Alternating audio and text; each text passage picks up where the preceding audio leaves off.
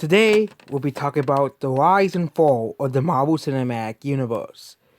It was before the pandemic. The Marvel Cinematic Universe was the biggest movie franchise.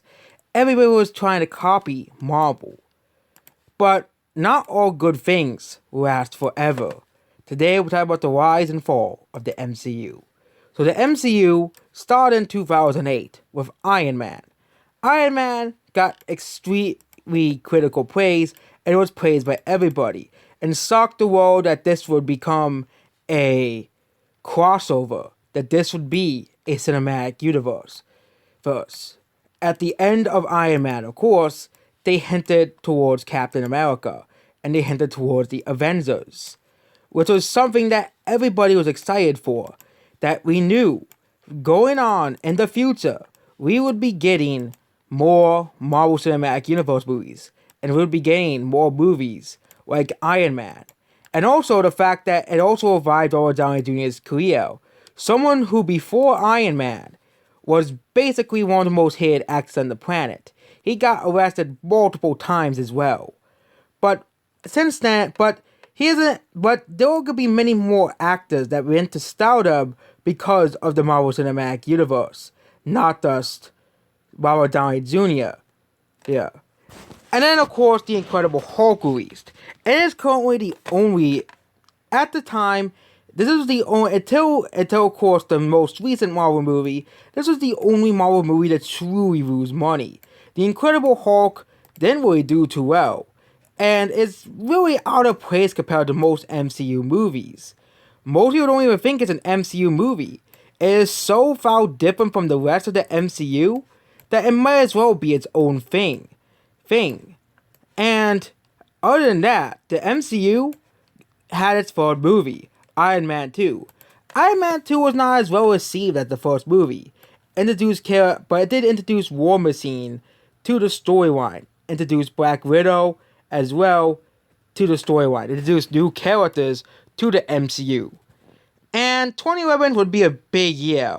Both Captain America, the first Avenger, and of course, Thor both released. Yeah, they are not really considered the best Marvel movies now, but for the time, they were considered great movies. A lot of people liked both Captain America's origin story and Thor, and thought both movies were just good movies.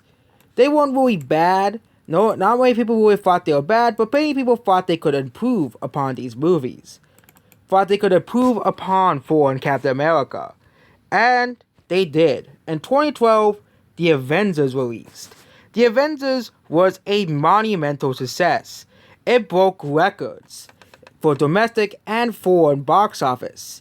This was a movie that everybody liked. It was a movie that basically was praised by everybody and really cemented the MCU success. The Avengers was the first MCU project, the first MCU movie to gross $1 billion.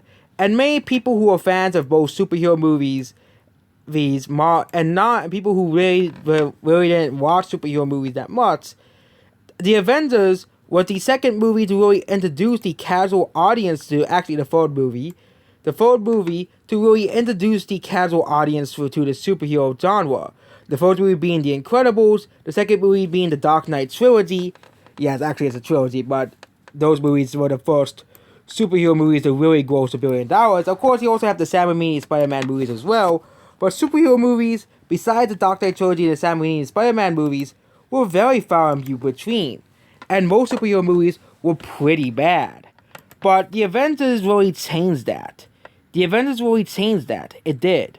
Marvel superhero movies now were now on the front center. DC, after the Dark Knight trilogy was over, said, you know what, let's try our own Avengers. And we can talk about the rise and fall of the DCEU the failure of the DCEU. How basically, how DC screwed up the DCEU. And it really is because they accepted Zack Snyder's vision of the DCEU. And it's really Warner Bros. Fault, the reason why the DCEU failed, not the fans. Like I used to say it was. or continuity errors. But the Avengers was super successful. And then next year, we got Iron Man 3 and For the Dark World. For the Dark World was not very well received by Marvel fans and critics, and until the Eternals came out, was the worst received MCU movie. It was considered the worst MCU movie ever made. Most people thought it was. People really hated For the Dark World.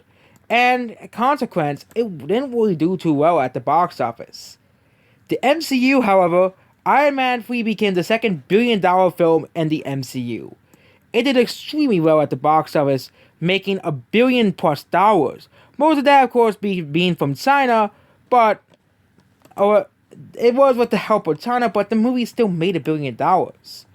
Iron Man 3 still made $1 billion at the box office, which is something that Marvel is not going to ignore. But even then, they started making Iron Man 4, which made no sense. But they really just wanted to end it as a trilogy, which I think at the time made a lot of sense. It's easier to sell a trilogy than sell a quadrilogy, because people like trilogies. People like it. It's something that, you have the first movie, you have the middleman second movie, and then you have the awesome third movie. And once you're talking about the Spider-Man movies, then you have the good first two movies, and then you have the out of place, why does this exist third movie. But other than that, basically, Marvel still continued making money. Yes, and basically, Marvel's success continued. Marvel's success continued at the box office, and then 2014 hit. Two of Marvel's most well-received movies, besides the Avengers, were released. Both Guardians of the Galaxy and The Winter Soldier were released. Guardians of the Galaxy introduced characters that literally nobody knew, and turned them into household names. That was the power of the MCU. And The Winter Soldier, to this day, is still considered the best of the Captain America movies, and best and one of the best Marvel movies.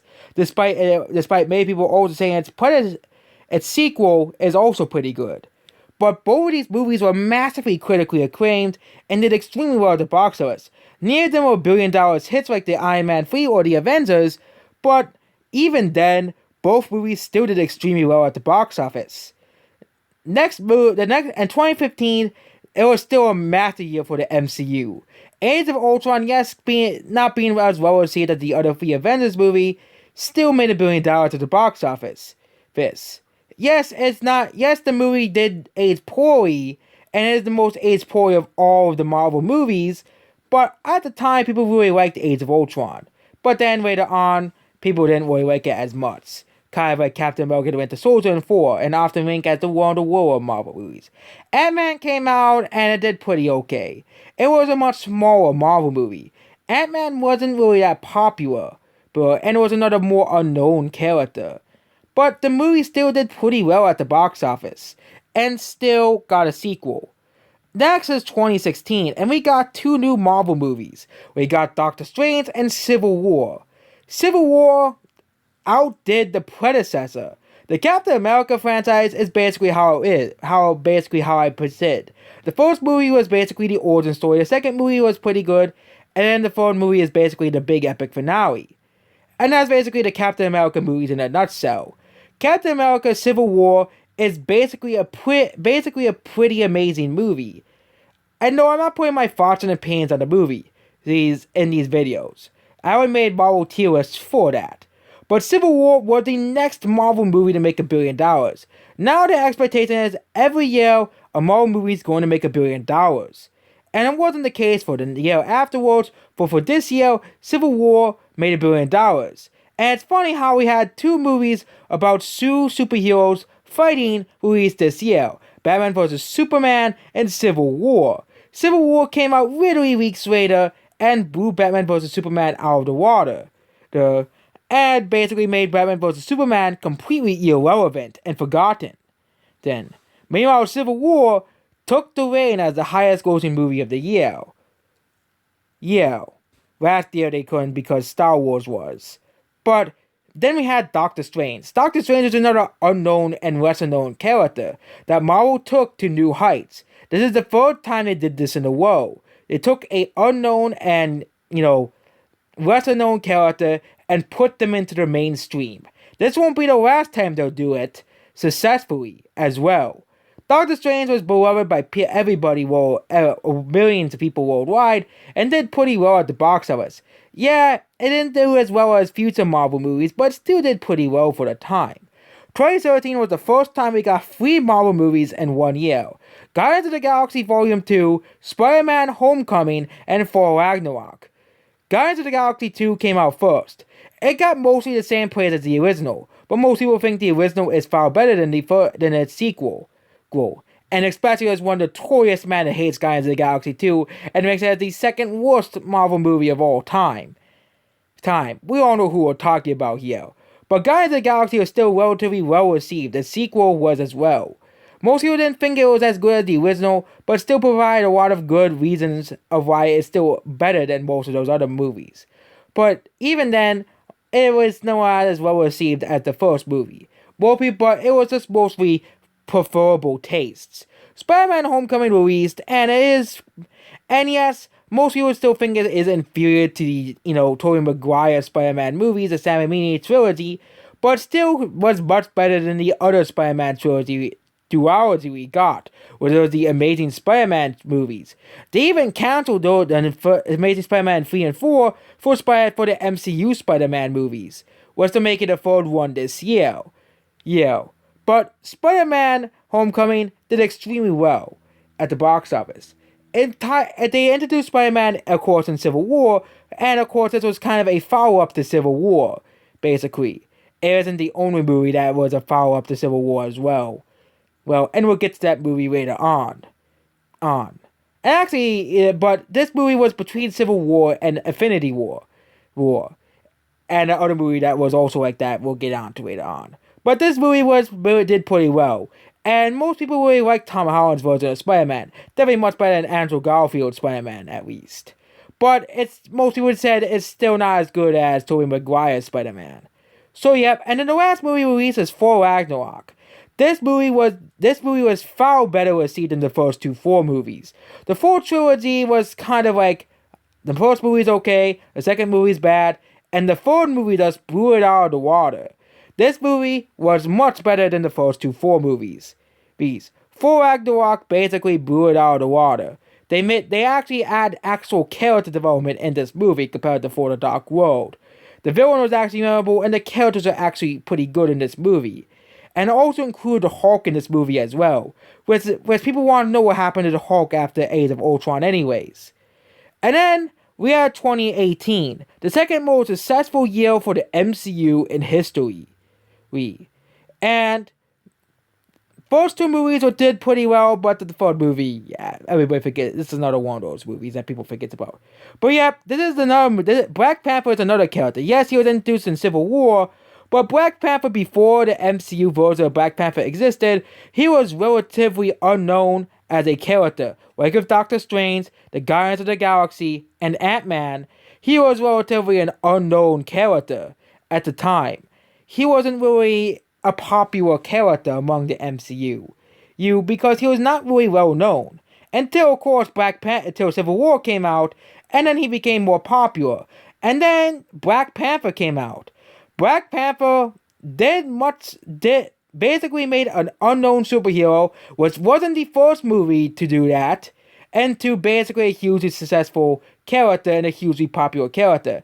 Sadly, the actor who played Black Panther passed away last year, so I don't think there will probably be another, male Black Panther for a while until they find a suitable replacement for Chadwick Boseman. But other than that, Black Panther was a massive success. I don't really like the movie that much, but a lot of people did. It was the highest rated Marvel movie on Rotten Tomatoes. Now it still had the highest score in Endgame, surprisingly, and it made $1.3 billion at the box office. And then, of course, we had the big movie, Avengers: Infinity War. It introduced probably the best MCU villain, Thanos, and basically split this movie into, it was basically one of those movies where it was so big that they had to split it into 2 movies. Avengers: Infinity War had massive critical and box office acclaim. And this movie had a very dark ending. Of course, since everybody said already seen this movie, there was really no point in spoiling it. Spoiling a movie that literally everybody has seen there was really no point in spoiling a movie that everybody has seen. Thanos basically snaps and half the universe gets erased. Since everybody basically knows that, I don't have to basically spoil this movie. It doesn't really matter, because everybody who probably watched this video has seen Infinity War and Endgame, at the very least. Next is Ant-Man and the Wasp. Ant-Man and the Wasp has become one of the more forgotten movies in the MCU. I keep forgetting this movie even exists. And this movie got mediocre reception and had mediocre box office sales, which was definitely surprising considering the last two movies had massive box office success. I would think that Ant-Man and the Wasp would have made similar money to Spider-Man Far From Home. Not Far From Home, it's Homecoming. That movie didn't even exist yet at the time that Ant-Man and the Wasp came out, but Homecoming. You would think they would have made $800 to $900 million at the very least, but no, it only made $600 million and didn't really do too well. And Ant-Man and the Wasp really showed that the Marvel Cinematic Universe, despite its acclaim, had some weaknesses. And then we had 2019. 2019 had 3 MCU movies. And this is where the downfall starts to begin. Captain Marvel. Captain Marvel wasn't really as well received as other Marvel movies. Marvel had, like of Ant-Man and the Wasp, Captain Marvel, despite making $1 billion, is considered one of the weaker MCU movies, like of Iron Man 3. But Iron Man 3 does age poorly. Captain Marvel was a new movie, and this movie is because of the actor. People just didn't like the actor who played Captain Marvel. I'm not going to play sides like I used to 2 years ago, but Captain Marvel is not a well-received movie. Not at all. Oh, it was so poorly received that Rotten Tomatoes even changed the scoring system because they thought it was a review bombing because people just didn't care for Captain Marvel. People didn't have interest in Captain Marvel. And that's the whole problem. And that's what is leading to the downfall of the MCU. This one movie is the leading to the downfall of the MCU. But before that, we had 2 bright spots before this downfall. Avengers Endgame. Avengers Endgame came out a month after Captain Marvel. After that, and Captain Marvel was quickly forgotten then by Avengers Endgame. Avengers Endgame was basically the perfect conclusion to the MCU. It was the perfect end to the Marvel Cinematic Universe. You had that big epic fight scene, and you had basically them trying to basically reverse all the horrible things that Thanos has done essentially.